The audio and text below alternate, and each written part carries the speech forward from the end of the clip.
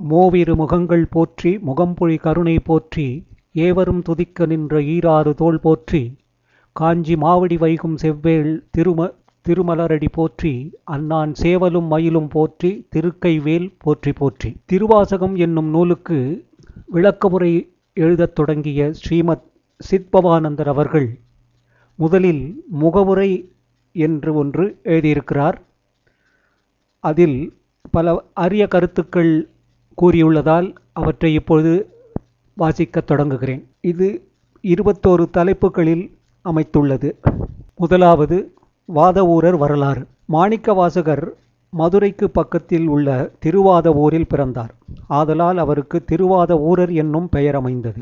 அவருடைய கல்வி, கேள்வி, ஒழுக்கம், அறிவு, ஆற்றல் ஆகிய சிறப்புகளை பற்றி கேள்வியுற்ற பாண்டி மன்னன் அவரை தன்னிடம் வரவழைத்து அவரை தனது மந்திரிமார்களில் ஒருவராக நியமித்து கொண்டான். மேலும் அவருடைய ஆட்சி திறமையைக் கண்டு கோமகன் அவருக்கு தென்னவன் பிரமராயன் என்ற பட்டத்தையும் வழங்கினான். திருவாதவூரர் அரசாங்கத்தை நன்கு நடாத்தி வந்ததற்கிடையில் சிவபக்தியில் ஆழ்ந்து முழுகுவாராயினர். பக்தி ஓங்குவதற்கு ஏற்ப உலக விவகாரங்களினின்று அவரது மனது படிப்படியாக விலகுவதாயிற்று. சோழ நாட்டு கடற்கரையில் நல்ல அரபிக் குதிரைகள் விற்பனைக்கு கொண்டு வந்து வைக்கப்பட்டிருப்பதை கேள்வியால் அறிந்த பாண்டியன் அவைகளை வாங்கி வரும்படி அமைச்சர் திருவாதவூரரை அனுப்பி வைத்தான். அவர் பரிவாரங்களுடன் போகும் வழியில் திருப்பெருந்துறையில் திருவருளே வடிவெடுத்திருந்த ஞானாசிரியர் ஒருவரால் ஆட்கொள்ளப் பெற்றார். பரமசிவனே அத்திருக்கோலத்தில் தோன்றி திருவாதவூரரை தமக்குரியவராக்கி கொண்டார் என்பது ஐதீகம். குதிரை வாங்குவதற்கு தாம் எடுத்துச் சென்ற செல்வத்தையெல்லாம் அவர் சிவசேவையிலேயே செலவழித்து விட்டார். அரசன் இட்டிருந்த பணியை புறக்கணித்ததும் அல்லாது அதை அறவே மறந்துவிட்டு சிவனடியார் இணக்கத்திலும் சிவஞான குரு சேவையிலும் அவர் ஆனந்த பரவசமடைந்திருந்தார். இப்படி நிகழ்ந்து வந்தவையெல்லாம் பாண்டியன் காதுக்கும் எட்டின.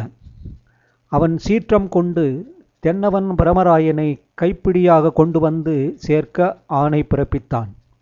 அந்த நடவடிக்கை தம்மை வந்து எதிர்க்கும் வரையில் திருவாதவூரர் உலக நடைமுறையை மறந்தவராயிருந்தார். நெருக்கடி நேரில் வந்து தாக்கிய பொழுது தாம் செய்த பிழையை எண்ணி பரமாச்சாரியரிடம் அவர் பணிந்து இனி தாம் செய்வது யாது என்று விண்ணப்பித்தார். ஆவணி மாதம் மூல நாளன்று குதிரைகள் வந்து சேரும் என்று அரசனுக்கு சமாதானம் சொல்லி அமைதியுற்றிருப்பாயாக என்று பரமனும் அனுக்கிரகம் செய்து தமது பக்தனை அனுப்பி வைத்தார். ஆவணி மூலத்தன்று குதிரைகள் வந்து சேருமென்று வாதவூரர் நேரில் சொன்னதை கேட்டு பாண்டியன் தனது ஐயத்தை அகற்றினான். ஆனால் திருப்பெருந்துறையில் குதிரை ஒன்றும் காணப்பெறவில்லை என்று ஒற்றர் வாயிலாக அறிய வந்த அரசன் சீற்றம் கொண்டான்.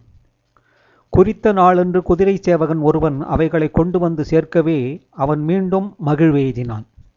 பின்பு குதிரைகளெல்லாம் தெய்வாதீனமாக நரிகளாக மாறி மறைய அரசனுக்கு அளவில்லாத ஆத்திரம் உண்டாயிற்று.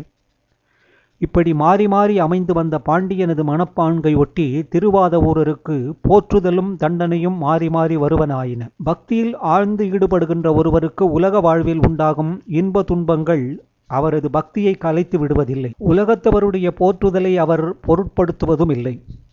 அவர்கள் விளைவிக்கும் துன்பம் பக்தனது பக்தியை வளர்க்கிறது. தீயிலிட்டு உருகும் அளவு பொன் ஒளி வீசுவது போன்று இன்னல்கள் அதிகரிக்கும் அளவு பக்தியானது தீவிர பக்தியாக மாறுகிறது. இவ்வுண்மையை திருவாதவூரர் மூலம் உலகத்தவருக்கு எடுத்து புகட்டுதற் பொருட்டே ஈசன் இங்கனம் திருவிளையாடல் பூண்டார் மூலம் அரசாங்க காரியத்துக்காக கொடுத்த திரவியத்தை வேறு காரியத்துக்கு நெறிவழுவி திருப்பியது முதல் குற்றம். குதிரை கொண்டு வருவது போன்ற ஜாலவித்தை காட்டி நரிகளை நகருக்குள் ஏவியது இரண்டாவது குற்றம். இவைகளை முன்னிட்டு பாண்டியன் திருவாதவூரர் மீது தீவிர நடவடிக்கை எடுத்து கொண்டான். அவரை சிறையிலிட்டு பல துன்பங்களுக்கு ஆளாக்கினான்.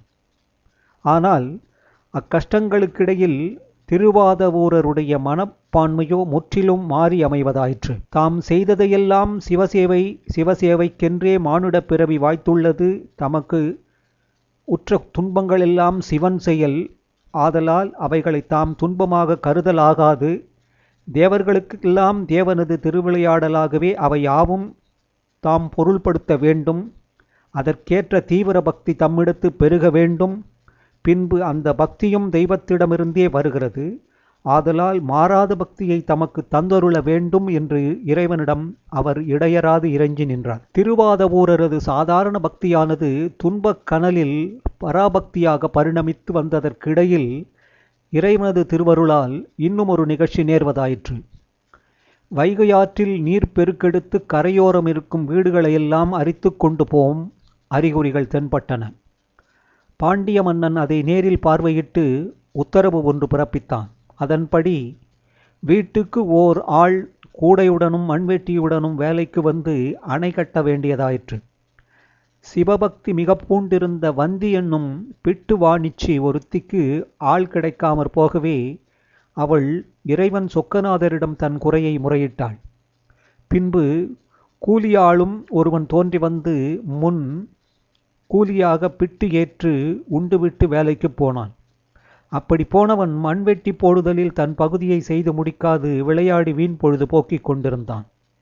அதை கண்ணுற்ற கண்காணிப்பாளன் அக்கூலியாளின் கூத்தாட்டத்தை பார்த்து பாண்டியனிடம் தெரிவித்தான். மன்னனும் பிரம்பால் அவன் முதுகில் ஓங்கி அடித்தான். அவ்வடியானது பிரபஞ்சமெங்குமுள்ள உயிர்கள் அனைத்தின் மீதும் விழுந்தது. அடி கொடுத்த மதுரை வேந்தனும் தன் பிரம்பு அடியை தானும் உண்டு வருந்தினான். கூலியாளோ மாயமாய் மறைந்து போய்விட்டான். மனிதன் தெய்வத்தோடு வைக்கிற இணக்கம் எத்தகையதாயினும் அது நலத்தையே நல்கிறது. பாண்டியன் செயல் அதற்கு அறிகுறியாகும்.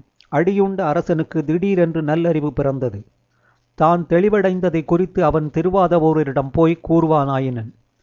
என் சொத்து என்று நான் எதை கருதினேனோ அது உண்மையில் சிவன் சொத்து. தாம் சிவசேவையில் செலவழித்தது முறையே. ஈசன் எல்லாம் வல்லவன். அவன் நரியை பரியாக்குவான், பரியை நரியாக்குவான். குதிரையின் மீது மிகைப்பட்ட பற்றுதல் வைக்க வேண்டாம் என்று அவன் எனக்கு பாடம் புகட்டியுள்ளான். தம் பொருட்டு சிவன் குதிரை சேவகனாய் வந்தது எனக்கு காட்சி கொடுத்தான். தம் பொருட்டு பிட்டு வாணிச்சியின் பொருட்டும் அவன் கூலியாளாய் வந்து மண் சுமந்து இந்த பாபியேனிடம் பிரம்பால் அடியுண்டான். அவன் பக்தவத்சலன், அடியார்க்கு எளியவன். உமது நல்லிணக்கத்தால் நான் இப்பொழுது சிவபக்தனானேன். நான் தமக்கு செய்ய கிடப்பது யாதோ? இப்படி அரசன் விண்ணப்பிப்பதை கேட்டு திருவாதவூரர் தாம் துறவரம் பூண்டு வெளியேக விரும்பியதாக தெரிவித்தார். அரசனும் அன்போடு அதற்கு ஆதரவு கொடுத்து அவரை சிவனடியாராகும்படி அனுப்பி வைத்தான். துறவரம் பூண்டு சிவனெறியிலே தீவிரமாக செல்லுவதற்கான வாய்ப்பை வழங்கிய திருவருள் விலாசத்தை திருவாதவூரர் பெரிதும் வியந்தார். இங்கனம் பிரிந்த மூவிரு முகங்கள் போற்றி, முகம்பொழில் கருணை போற்றி, ஏவரும் துதிக்க நின்ற ஈராறு தோள் போற்றி, காஞ்சி மாவடி வைகும் செவ்வேள் மலரடி போற்றி, அண்ணான் சேவலும் மயிலும் போற்றி, திருக்கைவேல் போற்றி போற்றி. சுவாமி சித்பவானந்தர் விளக்க உரை எழுதிய திருவாசகம் என்னும் நூலின் முகவுரை பற்றி பார்த்து கொண்டிருக்கிறோம். நேற்று திருவாதவூரர் வரலாறு படித்தோம். இன்று நூல் அமைப்பு என்பதை பற்றி பார்க்கலாம். திருவாசகம் 51 திருப்பதிகங்களுடன் திகழ்கிறது. அவைகளில் அடங்கியுள்ள பாடல்களின் தொகை 656. நூலில் அடங்கியுள்ள 51 பதிகங்களுள் பலவற்றை நாம் இடமாற்றி அமைத்தால் இழுக்கு ஒன்றும் வராது. ஏனென்றால் ஏதேனும் ஒரு தனி விஷயத்தை ஆராய்ச்சி செய்யவோ படிப்படியாக அதை விளக்கிக் கொண்டு போவதற்காகவோ இந்நூல் முழுவதும் முறை வைத்து அமைக்கப்படவில்லை. ஆயினும் அப்பதிகங்கள் அறவே தாறுமாறாக கலங்கி கிடக்கின்றனவென்று இயம்புவதற்கு இடமில்லை. சிவபுராணம் முதன்மை பெறுவது முறையே. தத்துவ விளக்கத்தில் அது தலை சிறந்து நிற்கிறது. அதைத் தொடர்ந்து வரும் 3 அகவல்களும் முறையாக இடம்பெற்றிருக்கின்றன. சாதனங்களின் சீரிய பகுதிகள் திருச்சதகத்தில் அடங்கியிருக்கின்றன. அவைகள் தத்துவ விளக்கத்தை தொடர்ந்து வருவது தகும். நீத்தல் விண்ணப்பம் அதன் பின் வருவதிலும் பொருள் புதைந்துள்ளது. ஏனைய பதிகங்களெல்லாம் எப்படி வேண்டுமானாலும் இடம் வகிக்கலாம். திருவாசகத்தின் அமைப்பை ஓர் உயர்ந்த மலைத்தொடரின் முடிமீது நடந்து போவதோடு ஒப்பிடலாம். நீண்ட மலைத்தொடரின் முடி ஒரே ஒப்பமாயிருப்பதில்லை. செங்குத்தான சிகரங்களும் தாழ்வுற்ற மலைப்பகுதிகளும் மாறி மாறி வந்து கொண்டே இருக்கின்றன. மலையின் முதுகில் மேடு பள்ளமும் பின்னி பின்னி பொலிவது இயற்கையின் கூறு எனலாம். திருவாசகத்தில் சிவபுராணம் மகாமேரு போன்று ஒரே செங்குத்தாயிருக்கிறது. அதை பூலோக கைலாயம் எனலாம். கிட்டத்தட்ட அதே உயரத்தில் இருக்கின்றன மற்ற 3 அகவல்களும். பின்பு மலைத்தொடர் படிப்படியாக கீழே இறங்கி வருகிறது. அதில் மேலே ஏறுவதும் கீழே இறங்குவதும் மாறி மாறி நிகழ்கின்றன. மனிதருடைய ஆத்ம சாதனமும் அங்கனம் நிகழ்கிறது. திருவாசகத்தின் இறுதி பகுதி திரும்பவும் மேல் நோக்கி போகிறது. சீவ உபாதி ஒழிதல் என்னும் திருப்படை ஆட்சி பதிகம் சிவபுராணத்துக்கு நிகராக உயர்நிலை எய்துகிறது. அதை அத்வைத சித்தி என்றும் இயம்புவது முறை. முடிவில் ஆனந்த மாலையும் அச்சோபதிகமும் கீழிறங்கி வருகின்றன. ஜீவாத்மாக்கள் அனைத்தும் பரமனை நாடி பயணம் போய்க் கொண்டிருக்கின்றன. ஜென்மங்கள் பலவற்றில் அவை படிப்படியாக பக்குவம் ஆய்கொண்டிருக்கின்றன. பின்பு முடிந்த நிலையை பெறுதலில் படித்தரங்கள் பல இருக்கின்றன. தூங்குபவன் கனவினின்று எழுந்திருப்பது போன்று பரஞானம் திடீரென்று வாய்க்கப்பெற்று அதிலேயே நிலைத்திருப்பவன் தலைத்தரமான பக்குவி. திருஞான சம்பந்தர் அதற்கு நல்ல சான்று ஆகிறார். ஏணியில் முறையாக மேலே போகிறவன் போன்று பரமனிடம் போகிறவர்கள் இருக்கிறார்கள். சுந்தரர் அதற்கு தக்க எடுத்துக்காட்டு ஆவார். கைலை மலைக்கு போகிறவர்கள் மேலே ஏறவும் கீழே இறங்கவும் செய்து சிறிது சிறிதாக மேல்நிலைக்கு வருகின்றனர். நாவுக்கரசரும் மாணிக்கவாசகரும் இம்முறையில் மேலே வந்தவர்கள். மாணிக்கவாசகரது முன்னேற்றத்திற்கு அவரது நூலே அகச்சான்று ஆகிறது. கீழ்மையில் இறங்கவும் மேன்மையில் ஏறவும் செய்து இறுதியில் பரமனோடு அவர் ஒன்றுபடுகிறார். பலதரப்பட்ட அவரது கூற்றுக்களை அந்தந்த நிலையில் இருக்கும் ஆத்ம சாதகர்கள் நன்கு பயன்படுத்தி கொள்ளலாம். மாணிக்க வாசகரை பற்றிய மற்றொரு கோட்பாட்டை சாதகர்கள் நினைவில் வைப்பது அவசியம். மகா பாதகங்கள் பல பண்ணிவிட்டதாக சில இடங்களில் அவர் சித்தரிக்கிறார். ஆனால் வாதவூரரது வாழ்க்கை அத்தகைய கீழ்நிலைக்கு போனதற்கு ஆதாரம் எங்குமே இல்லை. பிறந்தது முதற்கொண்டு அவர் தூய வாழ்வில் திளைத்திருந்தார் என்று உறுதி கூறலாம். பின்பு உலகில் ஜீவர்களிடத்தில் இருக்கின்ற கீழ்நிலைகள் தம்மிடத்தும் இருந்ததாக வைத்துக்கொண்டு அவர் விமோச்சனம் தேடினார். முயலுகின்ற கடற்பாட்டை மாந்தரும் உய்வு அடையலாம் என்பது திருவாசகத்தினின்று தெளிவாகிறது. காலில் தீண்ட தகுதியற்ற சாக்கடை நீரும் கங்கையில் சேர்ந்த பின் தானே கங்கையாகிறது. அங்கனம் கங்காதரனைச் சேர்ந்த கயவர்களும் கடவுள் மயமாகின்றனர். அன்னவர்களுக்கு திருவாசகம் ஞான விளக்காக ஒளிர்கிறது. பகர்ந்துள்ள ஒரு கூற்றை திரும்ப திரும்ப பகர்வது நூல் அமைப்புக்கு ஒவ்வாது. மற்ற மாணிக்க வாசகரோ இப்பிழைக்கு பல தடவை இலக்காகிறார். ஏன் அவர் அப்படி செய்தார் என்னும் கேள்வி எழ இடமில்லை. நூல் அமைப்புக்காக அவர் எடுத்துக்கொண்ட விஷயங்களை பாகுபடுத்தி அவர் பாடவில்லை. தமது உள்ளத்தை அவர் ஒவ்வாது உருக்கினார். உருக்கிய ஒவ்வொரு தடவையும் சொல் ஓவியம் உரு எடுத்தது. தமது உள்ளங்களை உருக்க முயலுகின்ற ஆத்ம சாதகர்கள் 1000 தடவை அதே கருத்துக்களை தங்களிடத்து கிளப்பினாலும் புதிய புதிய சுவை காண்பர். சுட சுட ஆவின் பால் சுவை அதிகரிப்பது போன்று அருள்துறையில் ஒரே கருத்தை சொல்லி சொல்லி சிந்தை உருகுமளவு அதனிடத்து தெய்வீகம் திகழும். சொல்லழகு பொருளழகு ஆகிய 2 அழகும் சேர்ந்து அமைவது நல்ல கவிதை. இவ்விரட்டை அழகு திருவாசகத்தில் உச்சஸ்தானம் பெறுகிறது. மேலான கருத்துக்களையும் தத்துவங்களையும் சிறந்த சொல் ஓவியத்தில் பொறிக்குமிடத்து அது வேதம் எனப்படுகிறது. பழங்காலத்தில் தோன்றிய ரிஷிகள் வேதங்களை சம்ஸ்கிருதத்தில் தோன்றுவித்தனர். அதனால் வேதங்கள் அம்மொழியிலேயே இருக்க வேண்டும் என்னும் நியதி இல்லை. பரத்தை அடியப்பெற்ற பெருமக்கள் தாங்கள் அனுபூதியில் கண்டறிந்த உண்மைகளை எம்மொழியில் வெளியிட்டாலும் அது வேதமாகிறது. கணிதத்தை எம்மொழியில் எழுதி வைத்தாலும் அது கணிதமே.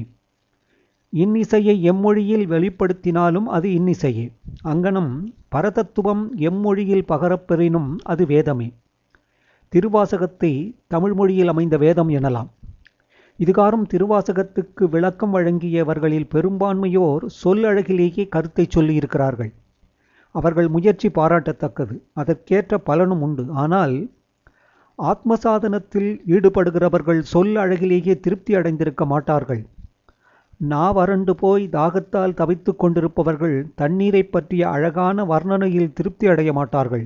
பருகுதற்குச் சேற்று தண்ணீராவது சிறிது கிடைத்தால் போதுமென்று அவர்கள் இங்குமங்கும் தேடித் தெரிவார்கள். அதே விதத்தில் அருள் நாட்டம் கொண்டிருப்பவர்களுக்கு அருள் தாகத்தை வளர்க்கும் தன்மையதாய் திருவாசகம் அமைந்திருக்கிறது. அருள் நாட்டத்தின் கூறுகளை தெளிவுபடுத்துவது இந்த நூலின் நோக்கமாகும். அருள் தாகம் பிடித்தவர்கள் பாக்கியவான்கள். அருள் தாகம் பிடித்தவர்களுள் திருவாசகத்தோடு முறையாக இணக்கம் வைக்கிறவர்கள் மேலும் பாக்கியவான்களாகிறார்கள். சுடர் விளக்கும் தூண்டுகோல் ஒன்று தேவையாயிருப்பது போன்று அருள் பித்தம் பிடித்தவர்களுடைய பித்தத்தை வளர்க்க வைக்க வல்லது வாதவூரரது வாசகம். ஒவ்வொரு துறையிலும் சீர் உண்டு, சீர்கேடும் உண்டு. எது சீர் எது சீர்கேடு என்பவற்றை அத்துறையைச் சேர்ந்த தேர்ச்சி பெற்ற நிபுணன் அறிகிறான். நோயின் கொடுமையை நோயாளி அறிகிறான். நன்கு அனுபவப்பட்ட மருத்துவன் அறிகிறான். மற்றவர்களுக்கெல்லாம் அது வெறும் கேள்வி மாத்திரமாகும். ஆத்ம சாதனத்துக்கு பரம்பொருளின் அனுபூதிக்கும் இக்கோட்பாடு முற்றிலும் பொருந்தும். ஆத்ம சாதனம் வேறு, அதை பற்றி நூல்களில் படிப்பது வேறு. ஓர் ஊருக்கு புதிதாக போயிருப்பதற்கு ஒப்பு ஆத்ம சாதனம். மற்றும் அதை பற்றி புஸ்தகத்தில் படிப்பது நூலறிவு. சாதன வகைகளின் முறைகளையும் எல்லாம் திருவாசகம் தன்னகத்து அடக்கி வைத்திருக்கிறது. சாதனத்தில் நுழைதற்கு ஏற்ப சாதகனுக்கு அவை யாவும் விளங்கும். சத்சங்கம் பண்ணுவதற்கு நிகர் திருவாசகத்தில் திளைத்திருப்பது. நல்லார் இணக்கம் சாதனத்தை ஓர்மைப்படுத்துவது போன்று இந்த நூலும் செய்யவல்லது. பின்பு அனுபூதிமான்களுக்கே பரம்பொருள் விளக்கம் உள்ளபடி விளங்குகிறது. திருவாசகத்தில் திகழ்கிற பரம்பொருள் விளக்கம் அனுபூதிமான்களுக்கு பரவசத்தை உண்டு பண்ணுகிற அருள் விருந்தாகும். கீதை கிருஷ்ண பரமாத்மாவுக்கு நிகராயிருப்பது போன்று திருவாசகம் மாணிக்க வாசகருக்கு நிகர் என்பது தோற்றம். ஜன்மாந்தரங்களில் மனிதனுடைய உள்ளத்தில் புகுந்துள்ள சிற்றியல்புகள், அந்த சிற்றியல்புகளை களையும் முறைகள், பரத்தை நாடுகின்றவர்கள் பெற வேண்டிய பேரியல்புகள், அப்பேரியல்புகளை வளர்க்கும் முறை, அருள் தாகம் கொள்ளுதல், அருளை பெறுதல், அருளில் ஆழ்ந்து தோய்தல், பரமனை காணுதல், பரமனோடு தொடர்பு கொள்ளுதல், பரமனிடமிருந்து பெற வேண்டியதை பெறுதல், பக்தியை பெருக்குதல், பக்தி பராபக்தியாக வடிவெடுத்தல், பரதத்துவத்தை தர்சனம் பெறுதல், பரத்தினில் இரண்டர கலத்தல், இத்தனை வித தெய்வீக படித்தரங்களும் அடங்கப்பெற்றது திருவாசகம். எதில் எப்பகுதியை ஆராய்ந்து பார்த்தாலும் அது ஜீவனை சிவஸ்வரூபமாக்க வல்லதாம். அது ஆத்ம சாதகர்களுக்கு வாய்ப்பதொரு அரியதொரு அருள் விருந்தாகும். அடுத்தது தத்துவ விளக்கம்.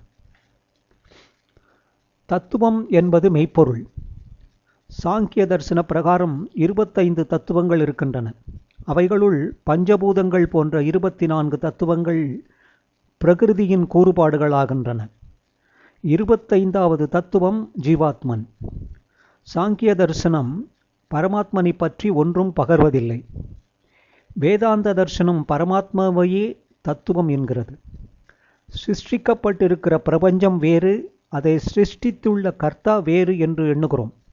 இந்த எண்ணத்துக்கு ஏற்றவாறு சிருஷ்டியினிடத்து ஒருவித மனப்பான்மையும் சிருஷ்டிகர்த்தாவிடத்து இன்னொரு மனப்பான்மையும் நமக்கு உண்டாகின்றன. படைப்பவனுக்கு தருகிற மதிப்பை அவனால் படைக்கப்பட்டிருக்கிற பொருள்களுக்கு நாம் தருவதில்லை.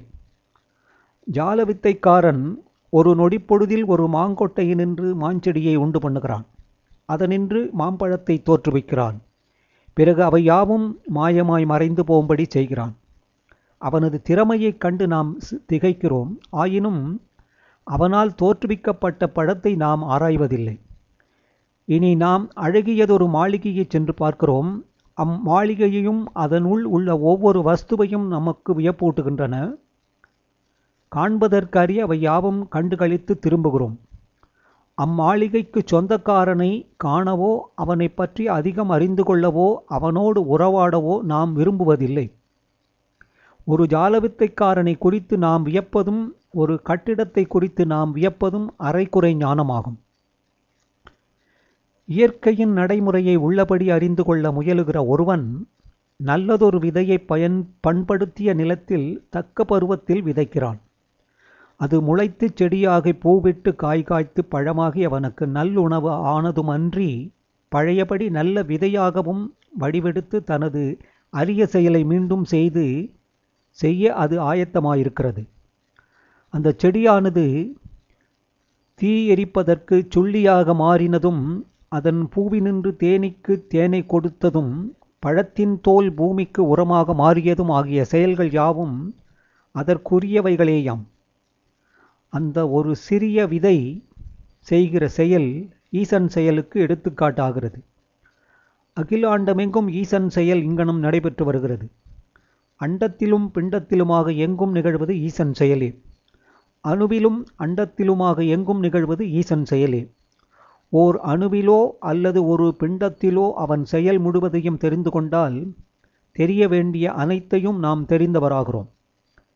பிண்டமாகிய ஒரு ஜீவனிடத்து அடங்கியுள்ள தெய்வப் பெற்றி யாவையும் திருவாசகம் விளக்குகிறது. அறிய வேண்டிய எந்த பகுதியையும் அது புறக்கணித்து விடவில்லை. தத்துவ ஆராய்ச்சிக்கு அது சிறந்ததொரு நூலாக வாய்த்திருக்கிறது. பலம் படைத்திருப்பது வாழ்க்கைக்கு இன்றியமையாத பேராகும். பலமோ பலதரப்பட்டது. அவைகளுள் ஞான பலமே சாலச் சிறந்தது. அறிவு படைத்திருப்பவன் வாழ்வது போன்று அறிவிலி வாழ்வதில்லை. அறிவுத்திறன் ஓங்குமளவு வாழ்வு மேலானதாகிறது. அறிவுக்கோர் எல்லை இல்லை. இவ்வுலகை பற்றிய அறிவு ஓங்குமளவு இவ்வுலக வாழ்க்கை திருந்தி அமைகிறது. பிறகு இவ்வுலக வாழ்வு என்பது ஜீவாத்மாவினது நீண்ட பயணத்தின் ஒரு பகுதியாகும். பயணம் போய்கொண்டிருப்பவன் வழியில் தங்கியிருக்கும் இடத்தை தனது சாஸ்வதமான இருப்பிடம் என்று கருதலாகாது.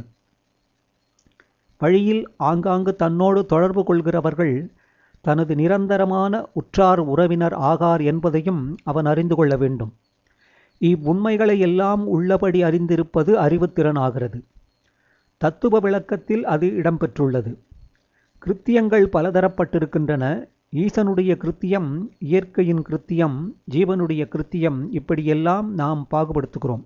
ஆனால் இவைகளுக்கிடையில் உள்ள தொடர்பை திருவாசகம் தெளிவுபடுத்துகிறது. அப்படி தெளிவுபடுத்தும் தத்துவம் விளக்கமாகும். தத்துவ விளக்கத்துக்கு முடிவான பிரமாணமாய் அமைந்திருப்பவைகள் உபனிஷதங்கள். அவைகளுக்கு மறைமுடி என்றும் வேதத்தின் அந்தம் அல்லது வேதாந்தம் என்றும் பெயர்கள் வாய்த்துள்ளன. தத்துவம் அல்லது மெய்ப்பொருளை ரிஷிகள் நேரே தரிசித்தவர்கள் ஆகின்றனர். அன்னவர்களது ஆப்த வாக்கியங்களே உபனிஷதங்கள் என்னும் பெயர் பெற்றுள்ளன. பரம்பொருளுக்கு யார் எத்தகைய விளக்கம் கொடுத்தாலும் அது உபனிஷதங்களின் விளக்கத்துக்கு மாறுபட்டதாக இருக்கலாகாது. எது முரண்படுகிறதோ அது அவைதிகம் அல்லது வேதத்துக்கு புறம்பானது என்று விளக்கப்படுகிறது. தத்துவத்தை நேரே தரிசித்தவர்கள் பழங்காலத்தில் தோன்றியது போன்று இடக்காலத்திலும் தோன்றினர், எதிர்காலத்திலும் தோன்றுவார்கள். பரமனும் அவனுடைய பிரபஞ்சமும் இருக்கும் வரையில் பரஞானம் அடைய பெற்றவர்களும் இருப்பார்கள். பரஞானத்தில் கருத்து வேறுபாடு இல்லை. கணக்கு ஒன்றை ஒருவன் தமிழ் வாகனமாக வைத்துக்கொண்டு போடலாம், மற்றொருவன் தெலுங்கை வாகனமாக வைத்துக்கொண்டு போடலாம். சரியாக கணக்கு போடுபவர்களுக்கு விடை ஒன்றே. பரஞானம் அங்கனம் ஒற்றுமையில் கொண்டு சேர்க்கிறது. இடைக்காலத்தில் தோன்றிய ரிஷிகளில் ஒருவர் மாணிக்கவாசகர். தமது சாதனா வகைகளை, அனுபூதியின் படித்தரங்களையும் அவர் நன்கு விளக்கியிருக்கிறார். அவருடைய கூற்றுக்களை உபனிஷதங்களின் கூற்றுக்களோடு ஒப்பிட்டு ஆராய்வது சிறந்தது ஆராய்ச்சியாகும். அதன் மூலம் தத்துவ விளக்கம் மேலும் மேலும் நமக்கு தெளிவை உண்டு பண்ணும். உண்மையை மனிதன் மாற்றவோ திரிவுபடுத்தவோ முடியாது. உண்மை யாரால் பகரப் பெறுகிறது என்பது முக்கியமானதன்று. பகர்பவர் யாரையே ஆயினும் பகரப் பெறுவது உண்மையா அல்லவா என்பதில் ஆத்மசாதகன் கருத்து செலுத்த வேண்டும். மெய்ப்பொருள் நாட்டத்தில் கண்ணும் கருத்துமாயிருப்பவன் பிரதிபந்தம் எதிலும் கட்டுண்டு போய்விடலாகாது. ஐதிகம் என்னும் சிறையினுள் அவன் அகப்பட்டு கிடக்கலாகாது. சமயம் என்னும் சழக்கினுள் அவன் சிக்கிக்கொள்ளலாகாது. காலதேச வர்த்தமானங்களையும் தாண்டியவனாக அவன் இருக்க வேண்டும். மாணிக்கவாசகர் அத்தகைய தெள்ளிய மனப்பான்மை படைத்தவராயிருந்தார். அதற்கெல்லாம் மேலாக உண்மையை அறிதற்கு அவர் யாண்டும் இறைவனுடைய அருளை நாடியவராக இருந்தார். அவர் படைத்திருந்த மேலான இயல்பை நாடுகிறவர்கள் நல்ல ஆத்ம சாதகர்கள் ஆவார்கள். 4. மாயா தத்துவம். மாயை என்றால் என்ன என்பதை ஆத்ம சாதகர்கள் அறிந்து கொள்வது அவசியமாகிறது. இந்த சொல்லை மாணிக்கவாசகர் 19 தடவை தம் திருவாசகத்தில் கையாண்டிருக்கிறார். வேதாந்த தரிசனத்தில் மாயா தத்துவம் முக்கியமான இடம் பெற்றிருக்கிறது. சமய சாஸ்திரம் எதுவும் இக்கோட்பாட்டை புறக்கணிக்க முடியாது. இச்சொல்லை கையாளாதவர்கள் ஆகிய எல்லோருக்குமே இதன் உட்பொருளை ஏற்றிருக்கின்றனர். உலகில் உள்ள எல்லா மதங்களிலும் இது இடம்பெற்றிருக்கிறது. இக்கோட்பாட்டை ஏதேனும் ஒரு விதத்தில் விளக்காத சமயம் மெய்ச்சமயம் ஆகாது. மாயா என்னும் சம்ஸ்கிருத பதத்திலேயே அதன் அர்த்தம் அடங்கியிருக்கிறது. யாதொன்றும் மா ஒரு க்ஷணத்துக்கு முன்பு இருந்தது போன்று பின்பு இல்லையோ சா அது. மாயா மாயை. ஓயாது மாறி மாறி அமையும் தன்மை எதனிடத்திருக்கிறதோ அது மாயை. ஆக மாயை என்பது பிரபஞ்சம். அது ஓயாது தன் வடிவத்தை மாற்றி அமைத்து கொண்டிருக்கிறது. நிலைபேறு ஒன்றையும் அதனிடத்து காண முடியாது. இவ்வுலகம் மாயை. இதில் நாம் வசித்திருப்பது மாயை. நாம் பிறப்பது, வளர்வது, வாழ்ந்திருப்பது, தேய்வது, மாய்வது எல்லாம் மாயை. நாம் முன்னேற்றம் அடைவது அல்லது க்ஷீண தசை அடைவது ஆகியவைகளும் மாயை. உலகம் தோன்றி வந்து நிலை பெற்றிருக்கிறது, அது மாயை. நாளைக்கு உலகம் தேய்ந்து மறைந்து போகிறது, அது மாயை. அண்டகோடிகள் அனைத்துமாயிருப்பது மாயை. ஜீவகோடிகள் அனைத்துமாயிருப்பது மாயை.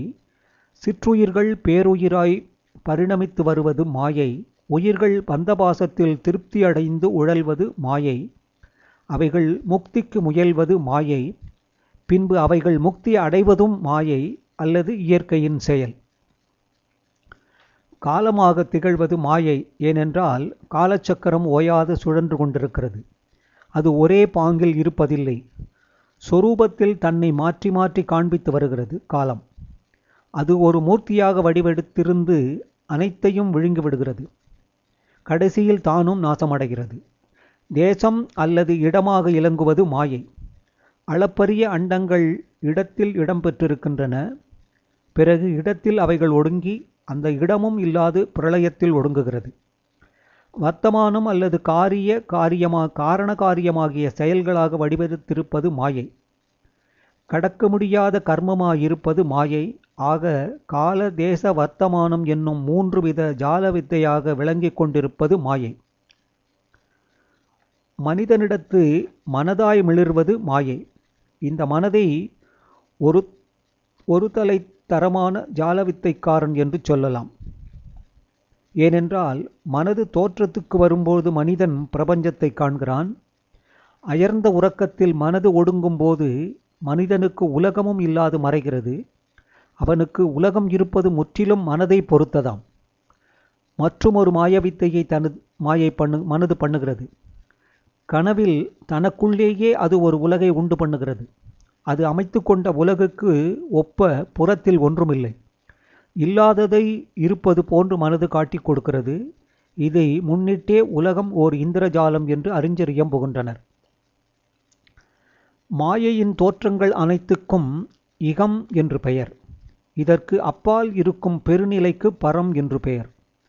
இகம் பரம் ஆகிய இரண்டும் பரவஸ்துவில் இடம்பெற்றிருக்கின்றன. திரையில் படம் தென்படுவது போன்று கண்ணாடியில் பிம்பம் தென்படுவது போன்றும் பரவஸ்துவில் பிரபஞ்சம் என்னும் மாயை தென்பட்டு கொண்டிருக்கிறது. இந்த மாயையில் கட்டுண்டு கிடப்பது வாழ்க்கையின் குறிக்கோள் அன்று. பரமனை சார்ந்திருந்து மாயையை கடந்து அப்பால் போவது குறிக்கோள் என்று சமயங்கள் வெவ்வேறு விதங்களில் விளக்கியிருக்கின்றன. விளக்கங்களில் உள்ள வேறுபாடுகள் முக்கியமானவைகள் அல்ல. மாயைக்கு அதீதத்தில் இருக்கும் பரமனை அடைவதே முக்கியமானது. பிரபஞ்சம் மாயை என்னும் கோட்பாடு எல்லா மதங்களுக்கும் ஒப்ப முடிந்தது. இனி மாயைக்கு அப்பால் என்ன இருக்கிறது என்று கேள்வி எழுகிறது. அதை பற்றி தனக்கு ஒன்றும் தெரியாது என்கிறது புத்த மதம். தெரியாமையினால் தனக்கு இழுக்கு என்று ஒன்றுமில்லை, தான் கையாளுகிற சமய சாதனங்களுக்கு இடைஞ்சல் ஒன்றுமில்லை என்கிறது புத்த மதம். ஆதலால் அதன் கொள்கை அக்ஞேயவாதம் எனப்படுகிறது. மாயைக்கு அப்பால் ஒன்றும் இல்லை, வெறும் சூன்யம் என்கின்றனர் லோகாயத மதமும் சார்வாக்கிய மதமும். ஆதலால் இந்த 3 மதங்களும் மாயாவாதத்தை அடிப்படையாக கொண்டவைகள். மாயைக்கு அப்பால் பரம்பொருள் ஒன்று உண்டு என்று நம்புகிற மதங்களெல்லாம் பிரம்மவாதத்தை அடிப்படையாக கொண்டவைகள். வைதிக மதங்கள் 6ம் பிரம்மவாதத்துக்கு உரியவைகள். புத்த மதமும் நாஸ்திக மதமும் மாயாவாதத்தோடு நின்று விடுகின்றன. பின்பு பரம்பொருளை யூகித்து அறிய முடியுமா என்னும் கேள்வி எழுகிறது. முடியும் என்று வேதாந்த தரிசனம் உறுதி கூறுகிறது.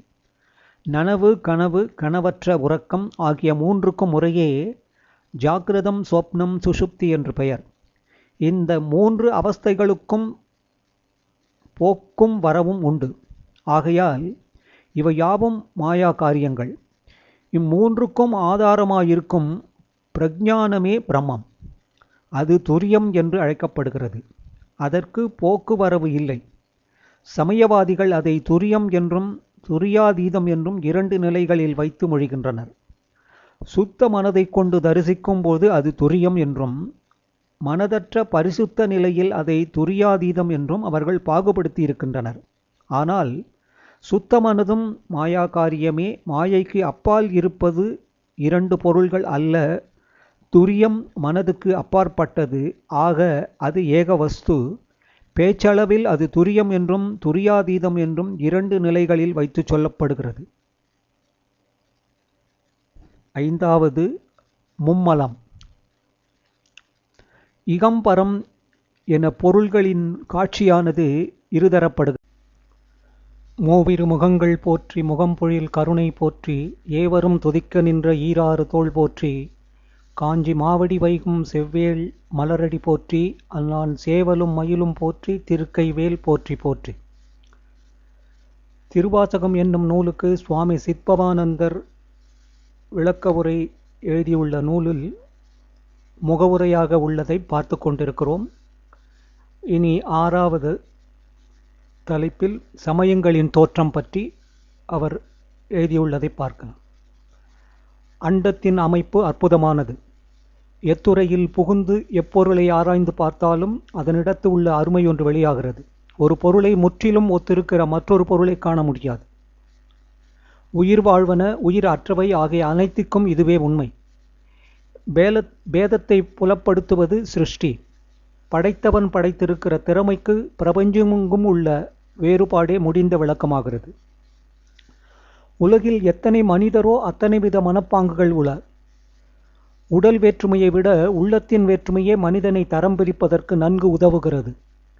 கீழோர் எனப்படுபவரும் மேலோர் எனப்படுபவரும் அவரவர் மனப்பரிபாகத்துக்கு ஏற்றவாறு பாகுபடுத்தப்படுகின்றனர்.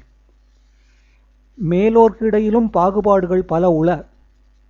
பாகுபாட்டை அடிப்படையாக கொண்டே சமயங்கள் பல உலகில் உருவெடுத்திருக்கின்றன. உடல் கூற்றுக்கு ஏற்றவாறு உணவு வகை மாறி அமைவது போன்று உள்ளத்தின் இயல்புக்கு ஏற்றவாறு சமயங்களும் பலதரப்படுகின்றன. உடலை உறுதிப்படுத்துபவைகளையெல்லாம் நல்லுணவு என்கிறோம். அதே விதத்தில் மனதை பக்குவப்படுத்துபவைகளையெல்லாம் மேலான சமயங்கள் என்கிறோம். இனி சமயங்களை சீர்தூக்கி தரம் பார்ப்பது எளிதன்று. சான்று ஒன்று எடுத்துக்கொள்வோம். விக்கிரக ஆராதனை பண்ணுவது தேவ நிந்தனை, அது மகா பாபம் என்கிறது ஒரு சமயம். விக்கிரகத்தின் துணை கொண்டு தேவாராதனை பண்ணுவது சிறந்ததொரு சாதனம் என்கிறது மற்றொரு சமயம். மாறுபடுகிற இந்த 2 கோட்பாடுகளும் மனிதனது முன்னேற்றத்திற்கு பயன்பட்டு வருகின்றன. இதினின்று உண்மை ஒன்று வெளியாகிறது. ஓர் உடலுக்கு அமிர்தம் போன்ற உணவாவது மற்றோர் உடலுக்கு விஷம் போன்று கேட்டே விளைவிக்கலாம். ஒரு சாரார்க்கு சமய அனுஷ்டானமாவது மற்றொரு சாரார்க்கு துன்மார்க்கமாக ஆகலாம். மற்ற அவரவர் நெறியில் நிலை நின்று முன்னேற்றமடைய மாந்தர் கடமைப்பட்டிருக்கின்றனர்.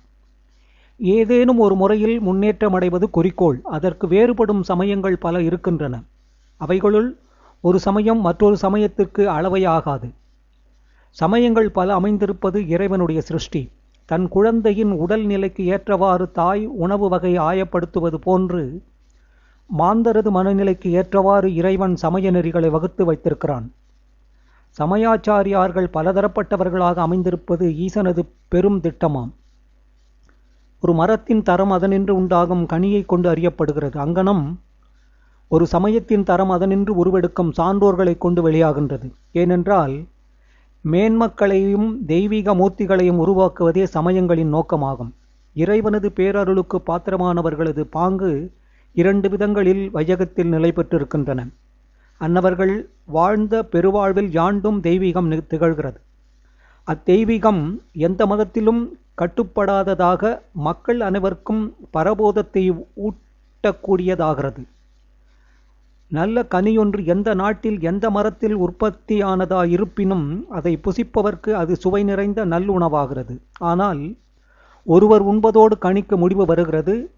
பெரியவர்களது பெருவாழ்வோ காலத்திலோ இடத்திலோ கட்டுப்படாது யாண்டும் யாவர்க்கும் அருள் நாட்டத்தை ஊட்டக்கூடியதாயிருக்கிறது.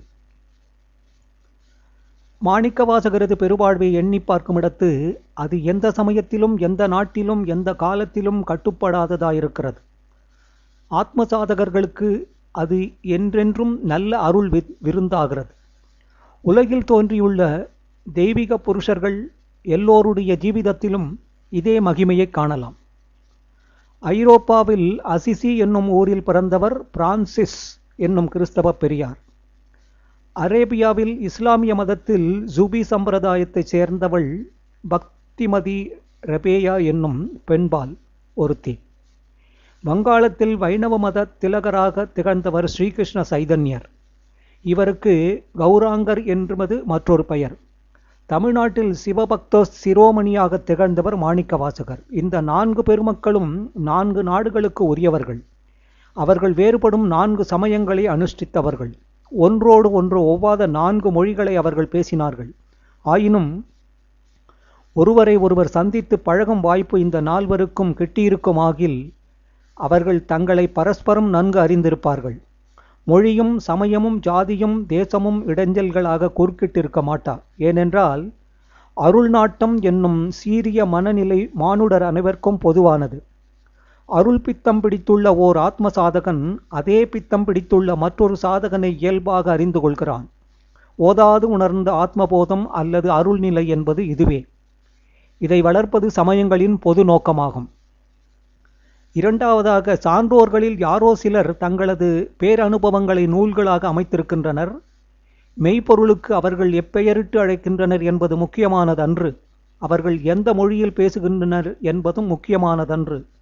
மெய்ப்பொருளை அவர்கள் எப்படி விளக்கியிருக்கின்றனர், எத்தகைய ஆர்வத்துடன் விளக்கியிருக்கின்றனர், ஆத்மசாதகர் உள்ளத்தில் அவர்கள் எப்படி ஞான விளக்கேற்றி வைக்கின்றனர், இவை போன்ற கேள்விகள்தான் மிக முக்கியமானவைகள்.